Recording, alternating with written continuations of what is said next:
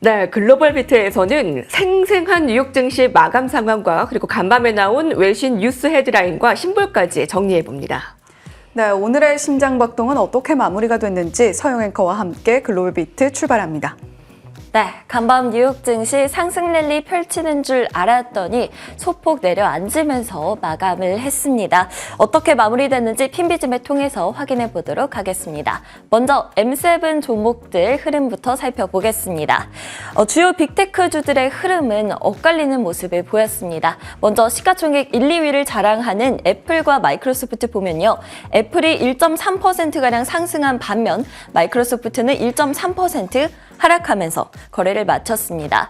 그 옆에 엔비디아를 보시면요. 급등세 나타냈죠. 4.6%가량 급등 마감을 했는데요. 골드만삭스에서 엔비디아가 $800를 갈 수 있다라고 이야기를 했습니다. 지금은 지난주에만 8% 정도 오르면서 $700 부근에서 움직이고 있는 상황인데요. 뱅크 오브 아메리카도 지난주에 목표 주가 $800를 제시한 바가 있기 때문에 시장에서는 이미 많이 오르기는 했지만 더 오를 수 있다라는 기대감을 갖고 있습니다. 알파벳은 상승세 나타냈습니다. 1%가량 상승을 했고요. 그리고 메타의 경우에는 2.73% 하락 마감했습니다. 아마존은 1% 하락을 했죠. 그리고 테슬라도 보겠습니다. 지금 화면에서는 테슬라가 보이지 않고 있는데요. 네, 테슬라 3.86% 하락 마감했습니다. 장중 한때는 7%까지 떨어지기도 했습니다. 독일 소프트웨어 업체인 SAP가 테슬라 차량의 약 3만 대 정도를 보유를 하고 있는데요. 여기서 더 이상 차량을 구매하지 않겠다고 밝힌 겁니다. 차량 가격이 자꾸 바뀌니까 구매 계획을 세우기도 어렵고 또 차량 인도 일정을 제때 맞춘 적이 별로 없다면서 불만을 표했습니다. 거기에 파이퍼샌들러도 목표가를 낮추기도 했고요. 또 일론 머스크 테슬라 CEO의 마약 의혹도 불거졌습니다. 이만큼 현재 오너 리스크가 큰 기업이 또 있을까 싶기는 한데요. 월스트리트 저널 보도가 나왔는데 지난 1월에도 똑같은 보도가 나온 적이 있었죠. 아직 마약을 했다라는 정확한 근거가 나오지는 않았지만 그래도 계속해서 이야기가 나오는 것을 보면 투자자분들께서는 불안함을 가지고 있을 수밖에 없습니다. 전체적인 시장 상황도 살펴보도록 하겠습니다. 기술 섹터는 엔비디아를 비롯한 반도체주들 그리고 애플의 상승세에 힘입어서 마감을 했습니다. 그렇지만 금융 섹터는 하락세에 나타냈고요. 그리고 임의 소비재 섹터는 테슬라를 비롯한 전기차주들의 하락세로 인해서 하락 마감하는 모습이었습니다. 종목별로도 간단하게 살펴보겠습니다. 반도체 섹터 내에서 급등하는 종목이 엔비디아 말고도 또 있었습니다. 온세미컨덕터인데요. 매출이 감소하기는 했지만 실적이 예상치를 상회를 하면서 10%가량 급등세가 나왔습니다. 그리고 우리에게 아주 친숙한 브랜드죠. 맥도날드의 경우에는 실적 발표 후 급락세 나타냈습니다. 예상치를 밑도는 실적을 발표했는데요. 중동 전쟁과 관련된 불매 운동으로 인해서 매출에 타격을 입었다고 하고요. 그 옆에 스타벅스도 역시나 같은 이유로 매출에 타격을 입었습니다. 보잉은 인도되지 않은 737 맥스에서 결함이 발견됐다라는 소식이 전해지면서 하락세에 보였고요. 캐터필러는 세계 경제의 풍향계다라는 별명도 지니고 있죠. 예상치를 웃도는 실적을 발표를 하면서 상승했습니다. 일라이릴리도 볼게요. 초록불 켜고 있는데요. 6%가량 급등 마감했습니다. 제프리스에서 목표 주가를 상향을 했는데 체중 감량 약에 대해서 기대가 굉장히 높은 상황입니다. ETF 상황도 살펴보겠습니다. 시장이 보합권에서 움직임을 나타내면서 지수들을 추종하는 ETF들의 흐름도 크지는 않았습니다. SPY가 0.13% 하락, QQQ가 0.06% 소폭 하락하면서 거래 마쳤고요. TQQQ는 0.28% 그리고 SQQQ는 0.34% 움직임 나타냈습니다. 섹터별로 보시면 엔비디아의 강세로 반도체를 추종하는 ETF죠. XOXL이 3.95% 상승하면서 급등세 나타냈고요. 그 인버스인 SOXS는 급락 마감했습니다. 헬스케어 쪽 보시면요. XLV 그리고 XBI 모두 소폭 상승하면서 마쳤고 중고 라지캡 종목들을 추종하는 FXI는 2%대 급등했습니다. 지금까지 종목별 ETF별 흐름 살펴드렸습니다. 네, 서영 앵커와 함께 글로벌 ETF 현황까지 보고 오셨습니다. 글로벌 비트 오늘의 헤드라인으로 이어갑니다. 간밤에는 매크로 데이터도 참 많이 나왔고요. 실적 발표와 함께 종목별 이슈들도 참 많았는데요. 시장의 전반적인 흐름은 좀 약세로 흘러갔습니다만 그럼에도 불구하고 굉장히 많은 데이터들이 나왔습니다. 함께 보시죠. 첫 번째 기사입니다. 파월 의장이 CBS와 인터뷰를 진행을 했죠. 시장의 전반적인 지지부진한 흐름, 파월 의장의 발언과 함께 맞물렸다고 해도 과언이 아닐 것 같습니다. 파월 의장이 입만 열었다 하면 다시 시장이 빠지는 흐름이 반복되고 있는데 왜 그런 현상이 반복되고 있는지 함께 보시죠. 자, 파월 의장 CBS와 인터뷰를 진행했습니다.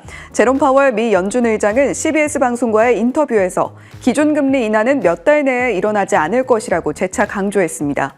파월 의장은 인플레이션이 2%까지 지속적으로 하락하고 있다는 더 많은 증거를 보고 싶다며 경제 성장과 강한 노동시장 속에서 연준이 언제 금리 인하를 시작할지에 대한 문제에 신중하게 접근할 수 있을 것 같다고 느낀다고 밝혔습니다.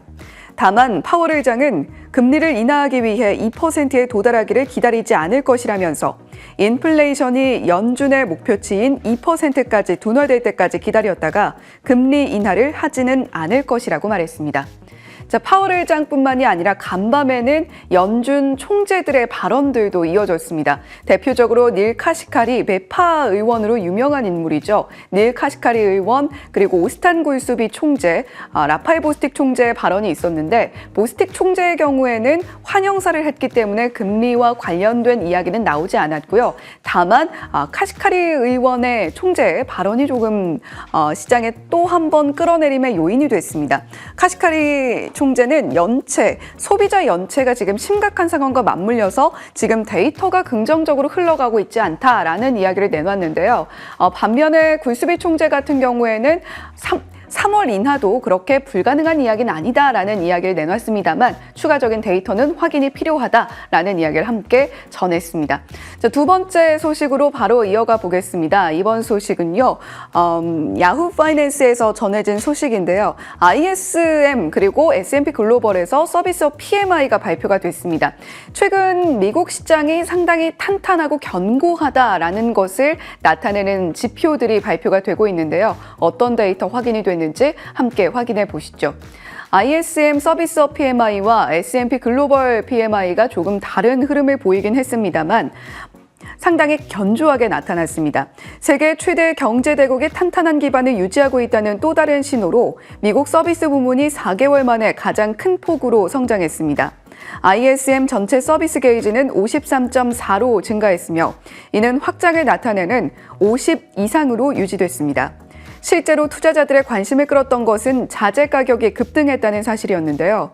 이는 비용이 더 빠른 속도로 증가하고 있음을 나타내고 있습니다.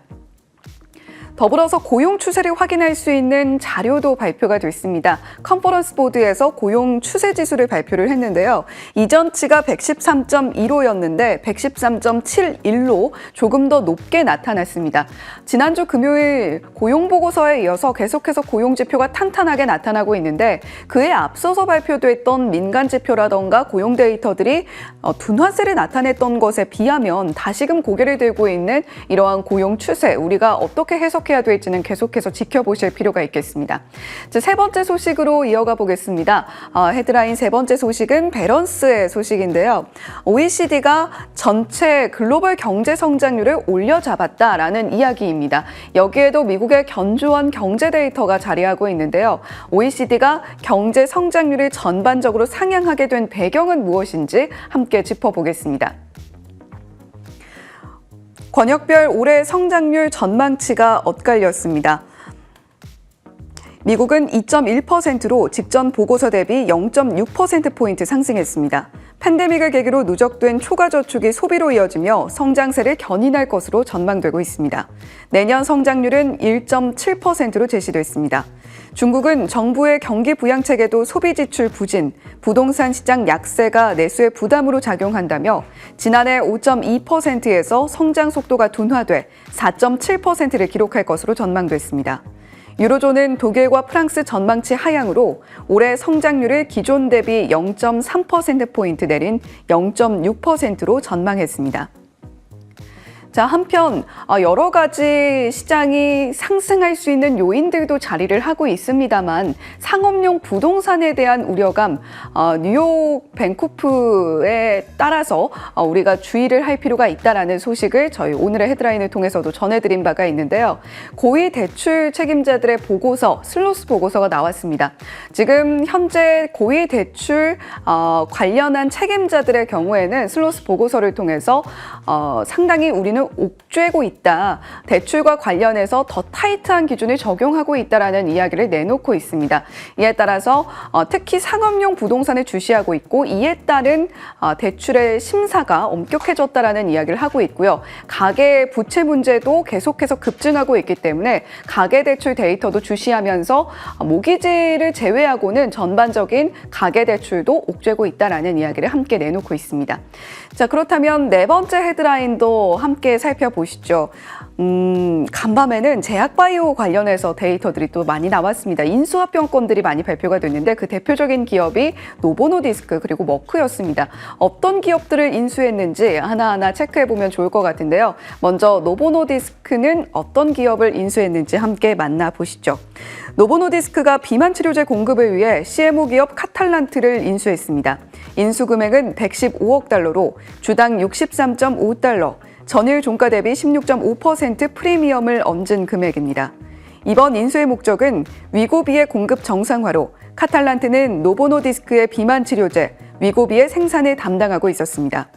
그동안 잦은 생산 차질로 안 그래도 부족한 공급을 더욱 부족하게 만드는 데 일조했는데 이번 인수로 공급 정상화가 가속될지에 주목해 보시면 좋겠습니다. 더불어서 머크도 인수 발표를 내놨는데요. 머크는 최근에 호실적을 통해서 좋은 모습을 드러내기도 했습니다. 자, 그렇다면 머크의 다음 먹거리는 무엇일까요? 수생생물 사업이 될 것으로 보입니다. 특히 반려동물 의약품 연구에 열을 올리고 있는 미국 제약사의 사정을 고려할 때 수생생물 관련해서 새로운 기업을 인수했다라는 소식, 빚은 엘랑코를 인수한 건데 과연 머크가 이 반려동물 사업 쪽에서 진출하려는 새로운 그림 어떻게 나타나게 될지까지 계속해서 주시해 보시면 좋을 것 같습니다. 자, 마지막 소식은 실적 관련한 소식입니다. 맥도날드 실적 이야기 앞서서 저희 듣고 왔는데요. 맥도날드가 성적표 자체는 좋게 받았음에도 불구하고 앞으로의 전망, 가이던스에 있어서 좀 아쉬운 부분이 나타내면서 주가는 하락으로 이어졌습니다. 간밤에 유가는 소폭 상승하면서 73달러 선에 급등을 73달러 선에 육박을 하고 있는데요. 맥도날드의 이 전망치와 관련해서 유가의 추이도 계속해서 지켜보시는 것도 좋을 것 같습니다. 자, 더불어서 지금 팔란티어 소식이 전해지고 있는데요. 발표치가 6억 840만 달러의 매출액이 나오면서 컨센서스를 상회하는 모습을 보여주고 있고요. 주당 순이익은 시장 예상치에 부합하는 모습을 보여주고 있습니다. 실적 발표 이후에 지금 시간외에서 폭등세를 나타내고 있는데 14%가량 상승하는 모습 보여주고 있으니까요. 오늘 관련 기업들 우리 시장에서도 함께 지켜보시면 좋을 것 같습니다. 자, 오늘의 헤드라인 여기까지 짚어보겠고요. 해리 앵커와 함께 오늘의 신볼 계속해서 이어가 보시죠. 네, 잠시 전에 팔란티어의 실적이 나온 이후에 지금 시간외에서 폭등세를 나타내고 있는 부분 확인했습니다. 오늘 시장에서 나타낼 심볼은 테슬라와 엔비디아가 아닐까 싶습니다. 먼저 테슬라부터 보겠습니다. 독일 업체 SAP가 테슬라와 더 이상 거래를 하지 않겠다라고 얘기를 한 이후에 주가가 오늘 급락을 보였습니다. 3.45%의 약세 흐름을 나타냈고요. 투자은행에서는 목표가를 295달러에서 225달러로 대폭 하향 조정했습니다. 올해 들어서 벌써 34%나 떨어지고 있는 테슬라, 앞으로가 좀 염려되는 양상이고요. 독일의 업체가 테슬라와 계약한 선택하지 않겠다라고 얘기를 한 이유는 차 가격이 너무 자주 바뀌어서 차량 구입의 계획에 차질이 빚어지고 있다. 두 번째는 차량의 인도 시기 맞추기도 어렵다 하면서 여러 이유를 밝혔습니다. 앞으로의 이제 수요의 일정 차질들 좀 살펴봐야 되겠습니다. 자, 다음 심볼은 오늘 엔비디아가 사상 최고치 흐름을 나타내면서 엔비디아는 늘 빠지지는 않습니다. 빵과 M7이 가고 AI5 시대가 왔다라는 월가의 시각이 있습니다. 매그니피센트 7 가운데서 AI5 어떠한 변화가 있을까요? AI 인공지능에 좀 더 특화된 종목 5가지가 꼽혔습니다. 엔비디아, 마이크로소프트, AMD, TSMC, 브로드컴. M7 가운데 엔비디아와 MS만 좀 보이는 것이 특징이고요. 거기다 새로운 월가의 신조어 M&M도 눈에 띕니다. 매그니피센트 7 가운데 마이크로소프트와 엔비디아, 메타 딱 3종목만 추셨습니다. 자, 이렇게 미국에서도 고성장 테마주에 손바뀜이 계속 나타나고 있습니다. 살펴봐야 되겠습니다. 신볼이었습니다.